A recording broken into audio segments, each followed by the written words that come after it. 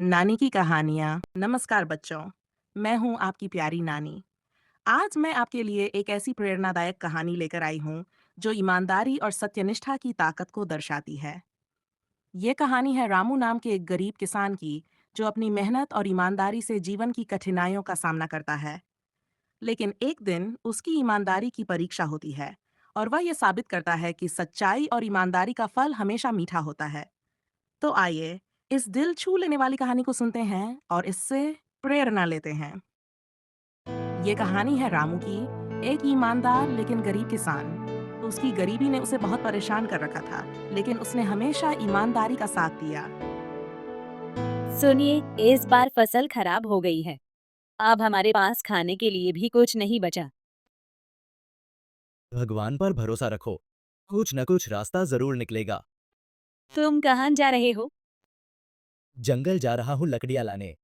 शायद बेचकर कुछ पैसे आ जाएं। लकड़ियां काटते काटते रामू की नजर एक पुराने सूखे कुएं पर पड़ी। उसे लगा वहां कुछ खास हो सकता है। ये कुआं तो बहुत पुराना लग रहा है। इसमें कुछ हो सकता है। रामू कुएं में झांकता है और एक रस्सी डालता है। थोड़ी देर बाद वह एक घड़ा बाहर निकालता है। रामू ने देखा कि घड़े में सोने और चांदी के सिक्के भरे हुए थे। यह तो खजाना है। भगवान ने मेरी सुन ली। थोड़ी देर रुककर वह सोचने लगता है। लेकिन ये मेरा नहीं है। इसे छुपाकर मैं चैन से नहीं रह पाऊंगा। मुझे इसे सरपंच जी को दिखाना चाहिए। रामू खजाना लेकर गांव के चौपाल पर पहुंचता है, जहां सरपंच और गांव के लोग बैठे हैं। रामू ने ईमानदारी दिखाते हुए खजाने को गांव के सरपंच को सौंपने का निर्णय लिया। सरपंच जी, मुझे जंगल के एक कुएं में यह खजाना मिला है। रामू, तुमने इसे अपने पास क्यों नहीं रखा? सरपंच जी, यह मेरा नहीं है। इसे छुपाकर मैं चैन से नहीं रह सकता। तुमने ईमानदारी की मिसाल पेश की है। हमें यह खजाना राजा के पास ले जाना चाहिए।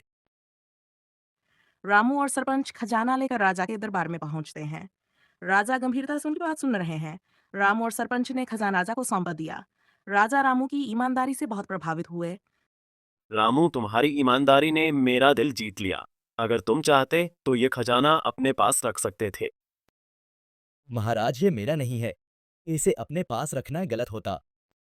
तुम्हारी ईमानदारी का इनाम मिलेगा। इस खजाने का आधा हिस्सा तुम्हें दिया जाएगा।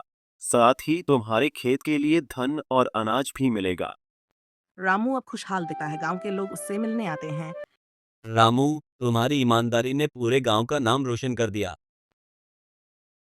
हमें तुमसे सीख लेनी चाहिए। ईमानदारी से बड़ी कोई दौलत नहीं। अगर हम सच्चाई के रास्ते पर चलें, तो भगवान हमारी मदद जरूर करते हैं। रामू अपने बच्चों के साथ बैठा है। वह उन्हें समझा रहा है। बच्चों, याद रखना, ईमानदारी का फल हमेशा मीठा होता है। चाहे कोई भी परिस्थिति हो, सच्चाई का रास्ता कभी मत छोड़ना। बच्चे और गांव के लोग प्रेरित होकर ईमानदारी का पालन करने का वादा करते हैं। ईमानदारी से बढ़कर कुछ नहीं। यह कहानी हमें सिखाती है कि सच्चाई और ईमानदारी से जीने वाला व्यक्ति हमेशा सफल होता है।